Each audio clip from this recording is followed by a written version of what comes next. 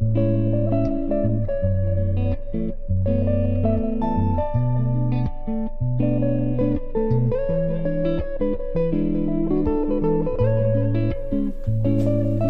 हम क्या डिस्कशन करेंगे ना, अभी हम डिस्कशन करेंगे फिजिकल प्रॉपर्टीज। ओके, तो हमारा जो हाइड्रोअल्केन और हाइड्रोअरेन्स है, तो हाइड्रोअल्केन्स और हाइड्रोअरेन्स का हम फिजिकल प्रॉपर्टी डिस्कशन करेंगे।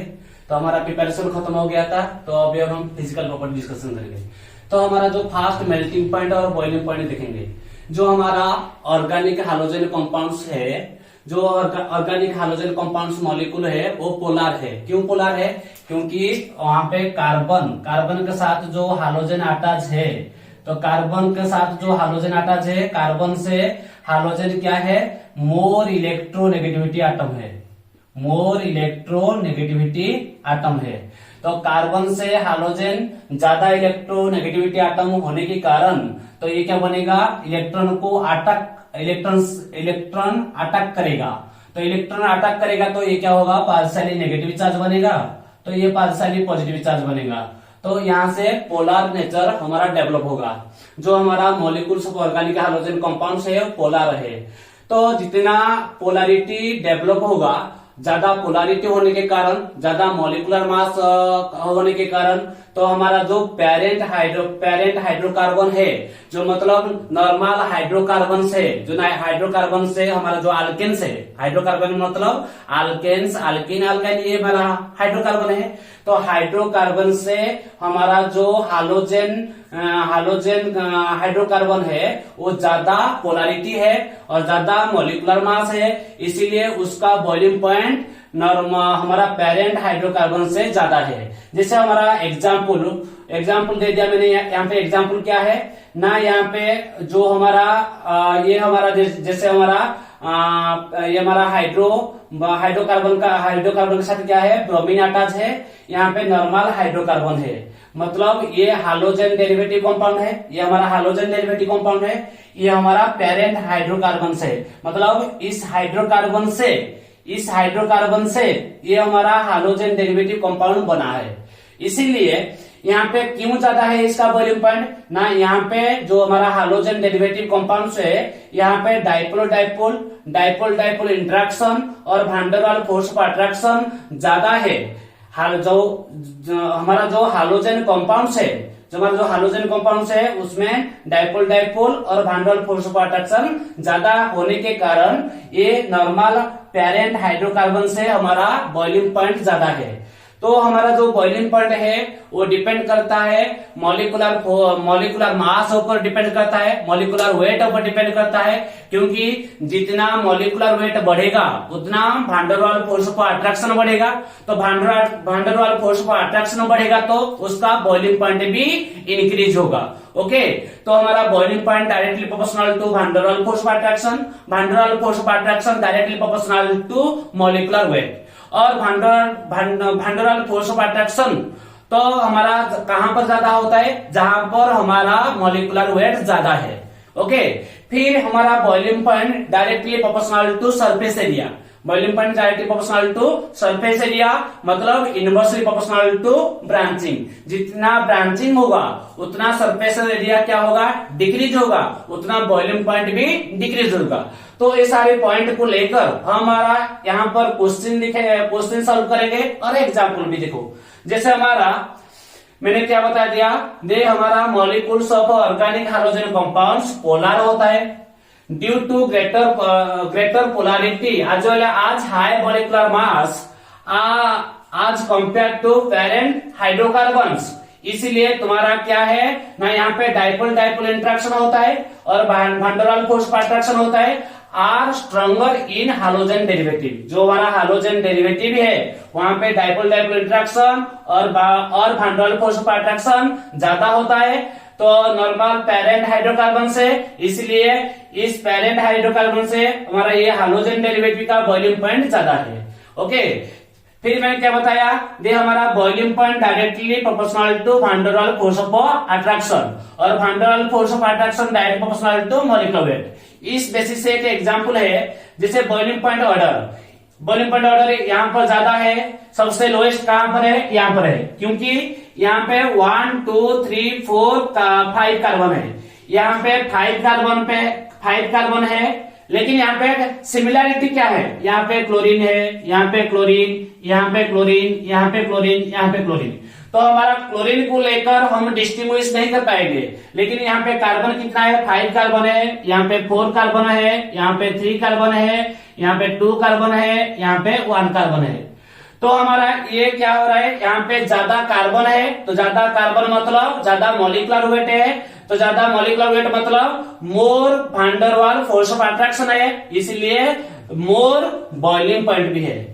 तो फिर हम क्या करेंगे, हमारा जो नेक्स्ट एग्जांपल है boiling point order. Boiling point order मतलब यहाँ से कितना कार्बन है, 1 2 3, यहाँ पे 3 कार्बन है, यहाँ पे भी कितना कार्बन है, 3 कार्बन है, यहाँ पे भी कितना कार्बन है, 3 कार्बन है, यहाँ पे भी 3 कार्बन है। मतलब सारे हाइड्रोजन डेरिवेटिव जितना भी है, सारे हाइड्रोजन डेरिवेटिव का नंबर ऑफ कार्बन सेल है। तो नंबर ऑफ कार्बन सेल है मतलब कैसे डिस्ट्रीब्यूट करेंगे, लेकिन हमारा जो हाइड्रोजन डेरिवेटिव दे रखा है डिफरेंट हाइड्रोजन अटैच है, यहाँ पे आयोडीन अटैच है, यहाँ पे ब्रोमीन है, यहाँ पे क्लोरीन है, यहाँ पे क्लोरीन है।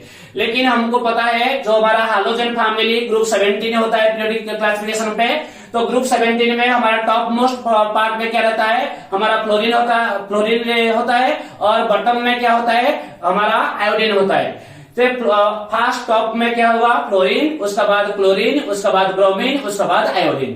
तो टॉप में जिसका होगा, टॉप में जिस एलिमेंट होगा उसका मॉलिक्यूलर वेट सबसे लोएस्ट है, और जिसका बॉटम जिस एलिमेंट में बॉटम में होगा उसका मॉलिक्यूलर वेट ज्यादा होगा। तो मॉलिक्यूलर वेट ज्यादा मतलब उसका वैन डर वाल फोर्स ऑफ अट्रैक्शन ज्यादा है, उसका बॉइलिंग पॉइंट ज्यादा है। इसीलिए यहाँ पे अल्काइल आयोडाइड का बॉइलिंग पॉइंट ज्यादा है, उसका बाद अल्काइल ब्रोमाइड, उसका बाद अल्काइल क्लोराइड, उसका बाद अल्काइल फ्लोराइड। इस तरीके से हम क्वेश्चन सॉल्व करेंगे।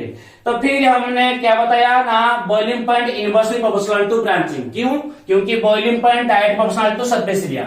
जितना स्ट्रेट चेन होगा उतना सरफेस एरिया होगा, जितना क्या होगा ब्रांचिंग होगा उतना सरफेस एरिया क्या होगा, डिक्रीज होगा। तो सरफेस एरिया डिक्रीज होगा तो बॉइलिंग पॉइंट भी हमारा क्या होगा, डिक्रीज होगा।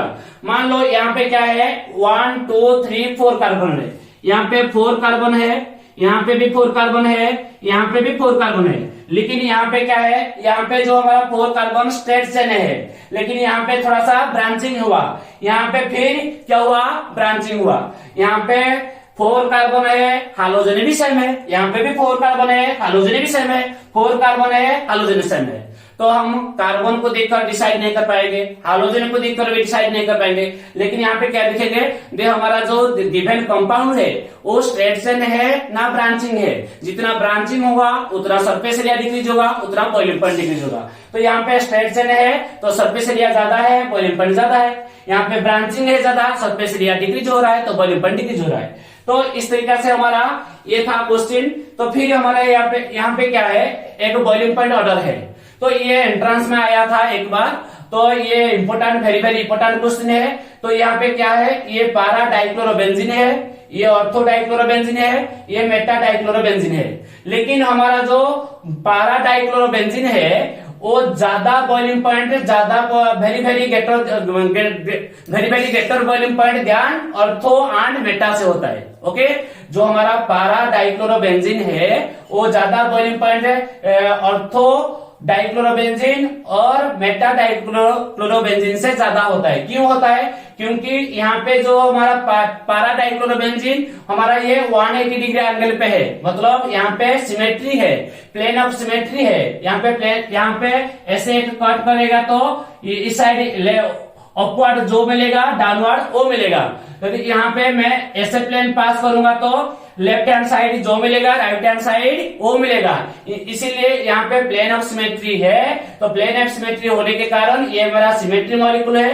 तो सिमेट्री मॉलिक्यूल होने के कारण हमारा जो क्रिस्टल बनता है, सॉलिड क्रिस्टल बनता है, तो ये क्या होता है, ज्यादा क्लोजली क्रिस्टल अरेंजमेंट होता है। तो लेकिन हमारे जो ऑर्थो और मेटा में तो सिमेट्री नहीं है, तो सिमेट्री नहीं है, इसीलिए ये क्रिस्टल में ज्यादा इतना अच्छा तरीका से क्रिस्टल नहीं बन पाएगा। इसमें इसलिए लिखा है मैंने क्या है, दे पारा डाइक्लोरोबेंजीन में पारा आइसोमर में क्या हो रहा है, ड्यू टू सिमेट्री ऑफ पारा isomers that fits in crystal lattice better आज ऑर्थो एंड मेटा। ओके, इस रीजन से तुम्हारा ऑर्थो डाइक्लोरोबेंजीन और मेटा डाइक्लोरोबेंजीन से ज्यादा वॉल्यूम पॉइंट किसका है ना, तुम्हारा पारा डाइक्लोरोबेंजीन का। इस तरीके से हमारा फिर last one physical property solubility है।